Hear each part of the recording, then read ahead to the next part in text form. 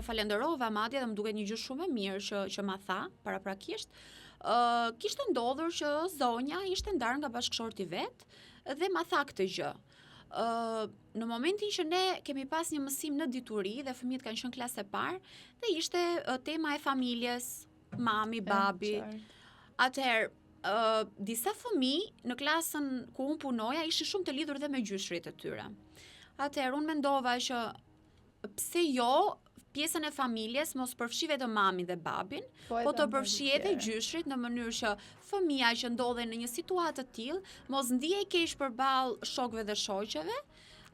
Dhe unë çfarë bëra në këtë rast, duke shpjeguar mësimin, nuk përmenda vetëm babin, po përfshija dhe fëmijë të tjerë që e dija që kanë një marrëdhënie shumë të afërt me gjyshrit, dhe thash që X fëmijë është shumë i afërt me gjyshin, del shëtitje, domethënë raste të tilla, dhe pash që ai fëmijë u çel në fytyrë dhe madje ka ngritur dorën duke dashur të tregojë dhe ai çfarë bënte aktivitete me gjyshin e vet. Dhe